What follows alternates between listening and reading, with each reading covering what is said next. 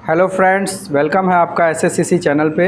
मैं भरत सर आप लोगों के बीच आज बहुत दिनों के बाद इंग्लिश का एक टॉपिक लेके आया हूँ, टेंस।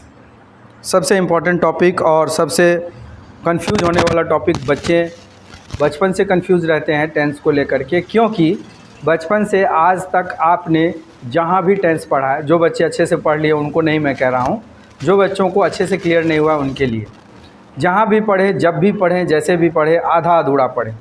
स्कूल के टीचर आए, बहुत अच्छा से पढ़ा रहे थे, आधा पढ़ा के चले गए।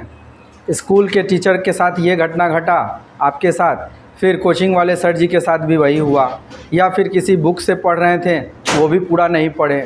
कोई नाते रिश्तेदार आके पढ़ा के गए, आपके घर पे एज ए गेस्ट कभी आए थे, वो भी सही से पूरा नहीं पढ़ाएं। तो आपके दुख और दर्द को समझने वाला इस कोई व्यक्ति नहीं है ना। लेकिन आज और आपके बीच, हमारे और आपके बीच एक बहुत बड़ा समाधान है, यूट्यूब, गूगल, नेट। इसके ज़रिए आप किसी भी प्रॉब्लम का समाधान ढूंढ ले रहे हैं, पढ़ाई लिखाई से रिलेटेड या जीवन के किसी भी फील्ड से रिलेटेड आपको प्रॉब्लम का सॉल्यूशन मिल जाता है। तो आज हम बात करेंगे इसी टेंस को समझने के लिए बच्चों। हालांकि वीडियो तो है टेंस का, लेकिन मैं टेंस टॉपिक इस वीडियो में नहीं बताऊंगा। पहले जिस तरह से एक मकान को बनाने के पहले, इमारत को खड़ा करने से पहले नींव को मजबूत किया जाता है।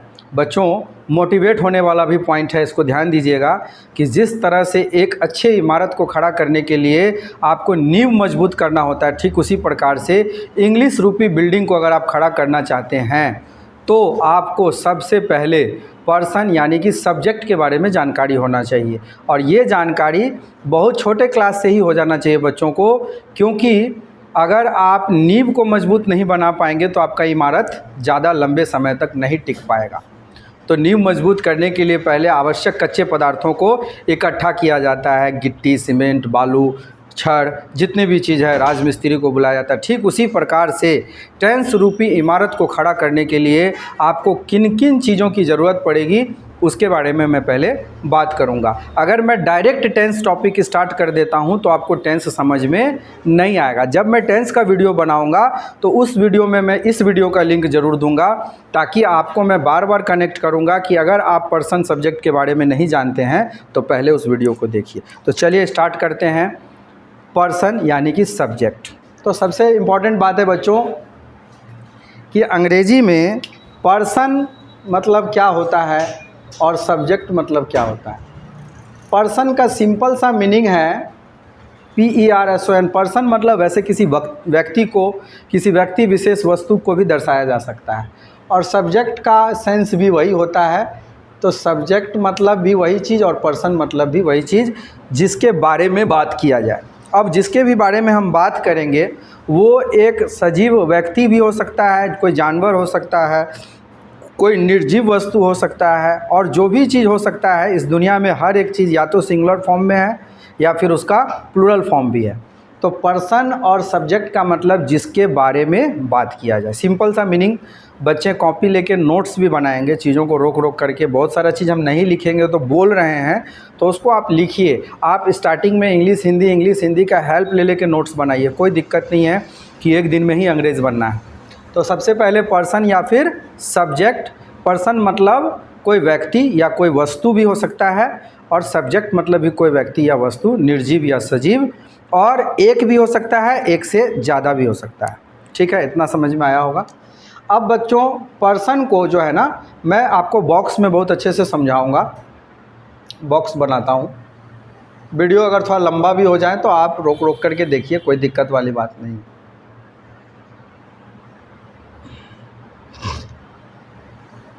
पर्सन को जो है मुख्य रूप से दो पार्ट में बांट दिया गया है।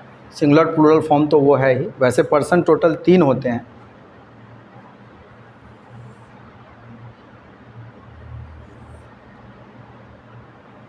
तीसरा बॉक्स थोड़ा बड़ा ले लिए हैं क्योंकि इसमें हम थोड़ा सा हिंदी इंग्लिश दोनों का हेल्प लेके आपको समझाएंगे। ठीक है, अब देखिए इस बॉक्स को थोड़ा मैं और इधर तक ले जा रहा हूँ।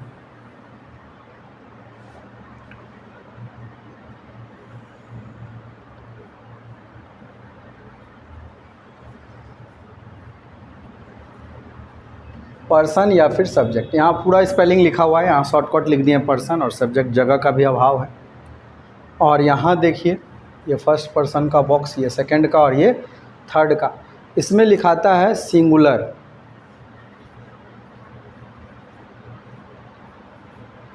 नंबर, नंबर का पूरा स्पेलिंग होता है बच्चों NUMBER, नंबर। यहाँ शॉर्टकट लिख दिए हैं सिंगुलर नंबर, और यहाँ होता है प्लूरल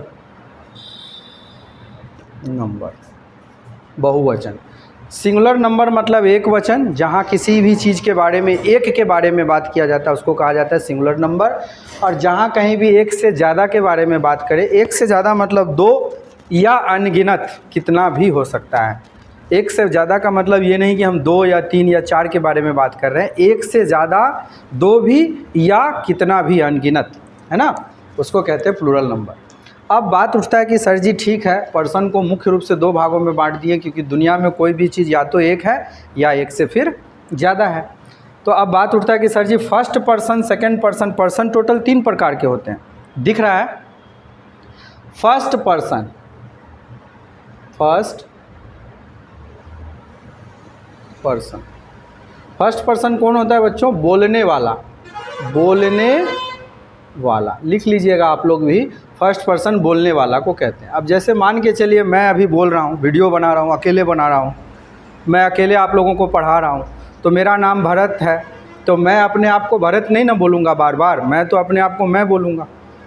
बोलने वाला मैं, और सुनने वाले आप लोग जो वीडियो देख रहे हैं। हो सकता है आप अकेले वीडियो देख रहे हो सकता है आप 2 भाई बहन 3 दोस्तों के साथ देख रहे हो, तो आप सुनने वाले हैं और मैं बोलने वाला हूँ। आपको मैं वीडियो में ही सारा चीज़ विजुअलाइज कराता हूँ कि कैसे समझना है। फर्स्ट पर्सन मतलब बोलने वाला व्यक्ति। बोलने वाला व्यक्ति जब कभी भी अकेला होगा तो उसको आई कहा जाता है, मतलब आई को ग्रामर में फर्स्ट पर्सन सिंगुलर नंबर कहा गया है। आई मतलब मैं का मतलब उस व्यक्ति का कुछ ना कुछ नाम होगा, तो वो अपना नाम नहीं बोल करके मैं कर रहा है। जैसे मेरा नाम भरत है, लेकिन मैं वीडियो बना रहा हूँ, तो हम ऐसे नहीं बोलेंगे भरत वीडियो बना रहा हूँ, क्या बोलेंगे? मैं वीडियो बना रहा हूँ, मैं वीडियो बना रहा हूँ, पर्सन पढ़ा रहा हूँ। तो मैं वीडियो बना रहा हूँ, मैं बोलने वाला हो गया, अकेला है इसलिए हो गया फर्स्ट पर्सन सिंगुलर नंबर। ठीक है, ठीक उसी प्रकार से उसके बाद फर्स्ट पर्सन, अगर बोलने वाला व्यक्ति, वीडियो बनाने वाला व्यक्ति, अगर मैं और मेरे साथ कोई और एक ठो सर जी होते और वो भी दोनों आदमी मिल के वीडियो बना रहे होते, तो फिर हो जाते वी। क्या हो जाते हैं? वी मीन्स हम लोग, वी मीन्स हम लोग। हम लोग का मतलब होता है जिसमें मैं भी शामिल हो, जिसमें मैं भी शामिल हूँ। हम लोग का मतलब क्या होता है? जिसमें मैं भी हूँ और कोई आदमी भी है। तो हम लोग, अगर हम 2 आदमी से वीडियो बना रहे हैं या 2 से ज़्यादा आदमी से वीडियो बना रहे हैं, और बोलने वाला व्यक्ति अगर 1 से ज़्यादा हो, तो उसको कहते हैं प्लूरल नंबर वी, यानी first person singular number I और first person plural number we. बहुत अच्छे से समझ में आया होगा बच्चों। अब लेते हैं अपने लोग सेकंड पर्सन।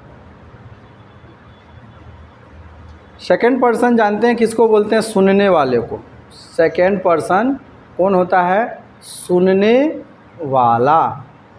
सुनने वाला जो लिसनर्स है, जो आप सुन रहे हैं, वीडियो को देख रहे हैं, सुन रहे हैं, तो सुनने वाला व्यक्ति अगर एक है तो उसका अंग्रेजी यहाँ पे ले आएगा यू, और इस यू का सेंस होता है तुम या आप। अब आपके मन में, अगर अच्छे से पढ़ाई किए होंगे बचपन से, तो आपके मन में एक सवाल उठ रहा होगा, सर जी तुम तो 1 से ज़्यादा को भी कहते हैं।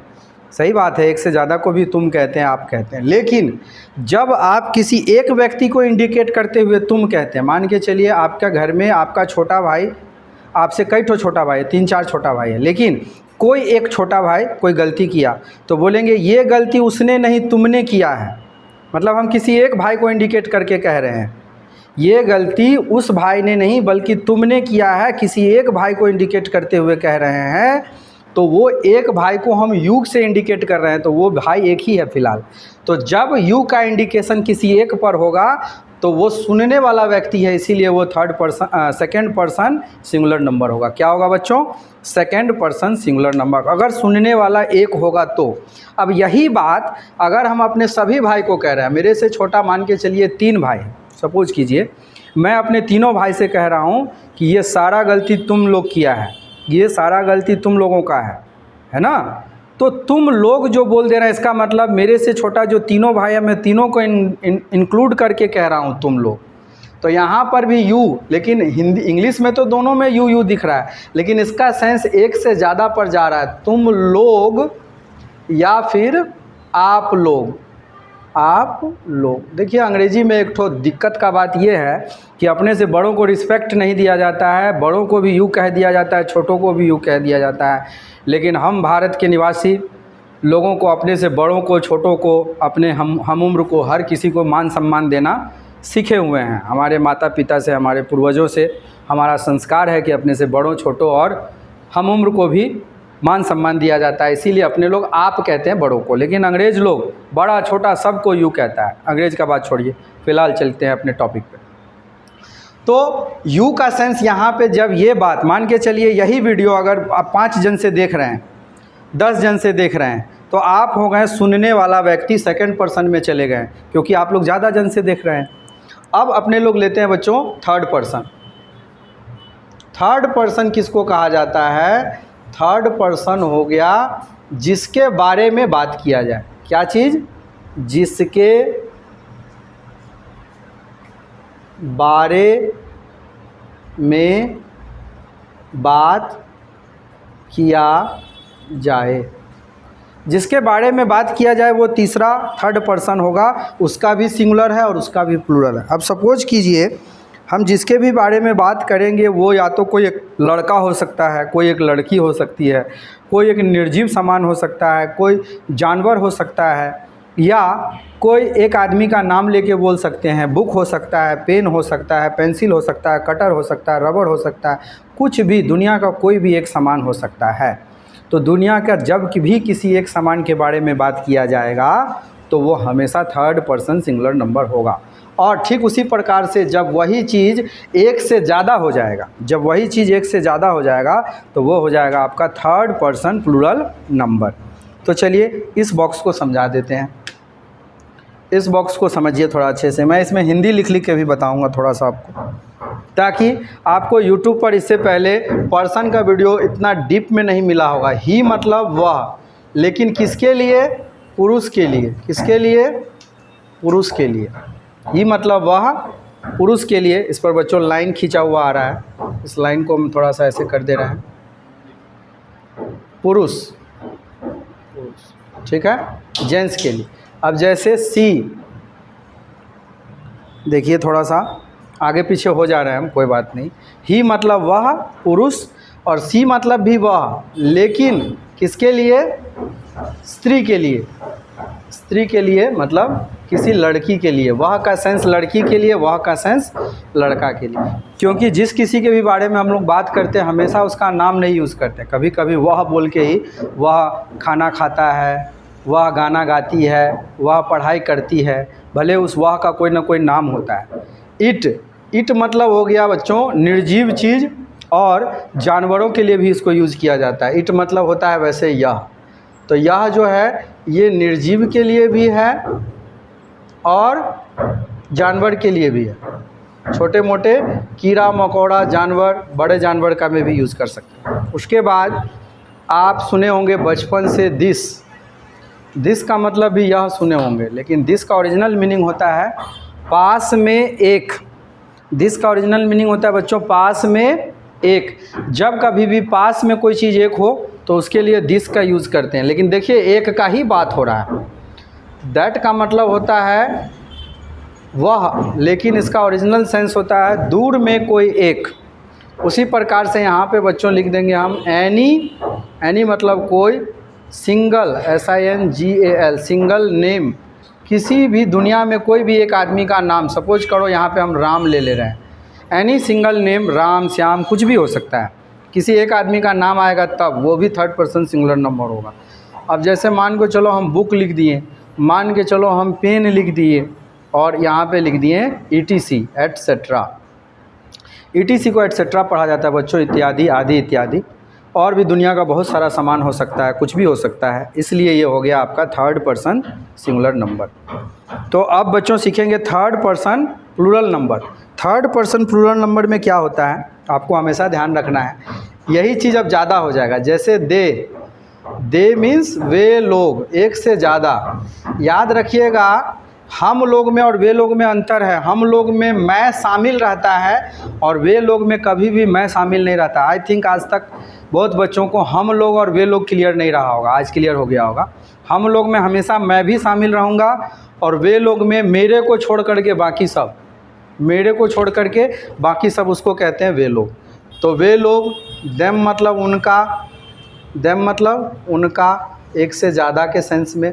उसी प्रकार से फिर दिस का प्लूरल होता है दिज, दिस का प्लूरल होता है दिज, मतलब पास में एक से ज़्यादा। दिस का हिंदी हो गया ये, दिस का हिंदी हो गया ये। थोड़ा सा इसको उनका आगे पीछे करिए। दिस का हिंदी हो गया ये, मतलब पास में एक से ज़्यादा। अब दैट का प्लूरल देखिए, दैट का प्लूरल होता है दोज, दोज मतलब वे, दोज मतलब वे, लेकिन ओरिजिनल सेंस होता है दूर में एक से ज़्यादा। उसी प्रकार से यहाँ पे ले लीजिए any plural name, plural name, plural name मतलब एक से ज़्यादा आदमी, तो दो आदमी का नाम ले लेते हैं, आप ज़्यादा का भी ले सकते हैं, राम एंड श्याम।